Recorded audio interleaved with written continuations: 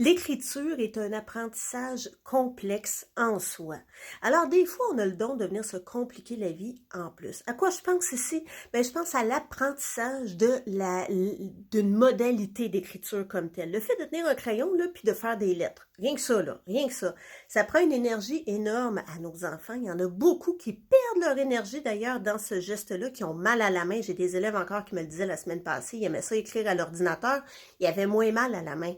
Ben, juste ça, là, ça nous donne un indice que l'énergie, elle s'en va pas à la bonne place. Hein. Quand j'ai de la misère à tenir mon crayon pour produire des mots, c'est sûr que j'ai moins d'énergie pour penser à des belles idées, puis à mettre mon orthographe, puis ma conjugaison, puis mes accords. Donc ça, c'est une première chose. Puis dans le système québécois, dans d'autres systèmes aussi, là, c'est pas rien qu'ici, ben, on a cette idée-là d'aller apprendre deux façon d'écrire, dans les débuts en plus de l'apprentissage de l'enfant, alors qu'il est déjà en apprentissage de tout, en surcharge cognitive, ben, on va lui apprendre la modalité script en première année, donc les lettres détachées, puis en deuxième année, ben, on va lui apprendre la modalité cursive, les lettres attachées. Et là, on vient d'ajouter un niveau de complexité suprême à un apprentissage qui est déjà difficile.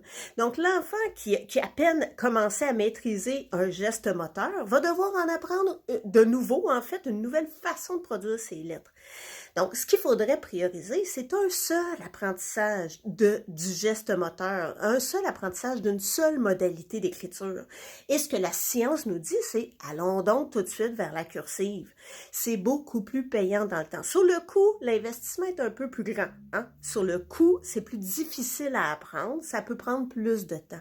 Mais il faut penser à long terme. L'enfant va écrire toute sa vie. Alors, l'idée de l'écriture cursive, c'est très intéressant. En fait, il y a plusieurs aspects. Il y en a un par rapport à la segmentation des mots, par exemple. Hein, un mot commence et se termine quelque part. Quand je trace bien mes lettres, bien sûr, quand j'ai bien appris à écrire l'écriture, à produire une écriture cursive. Parce que ça aussi, ça s'apprend. Hein? C'est pas juste de faire des cahiers. Il faut développer le bon geste moteur pour que ce soit efficace. Mais donc, segmenter mes mots, ça va être beaucoup plus facile. Il y a beaucoup moins de chances de tracer des lettres à l'envers. Les B et les D qui sont inversés, bien, dans l'écriture cursive, ça a beaucoup moins de chances d'arriver. Puis aussi, en lecture, ça va venir soutenir l'enfant parce que l'idée de la gauche vers la droite, de l'ordre des lettres et de leur séquence, elle s'incruste plus facilement dans un contexte d'écriture cursive. Et avec le temps, ça va avoir des impacts sur l'orthographe, sur la grammaire et même sur la syntaxe. C'est pas tout le temps clair le pourquoi, mais on peut se dire déjà là que l'enfant, un début de réflexion, c'est que l'enfant a moins d'énergie à mettre sur le geste d'écrire comme tel. Donc, il y a plus d'énergie disponible pour maîtriser mieux ses règles et les appliquer en contexte d'écriture. Alors, simplifions-nous la vie, apprenons une seule modalité, puis allons vers la cursive.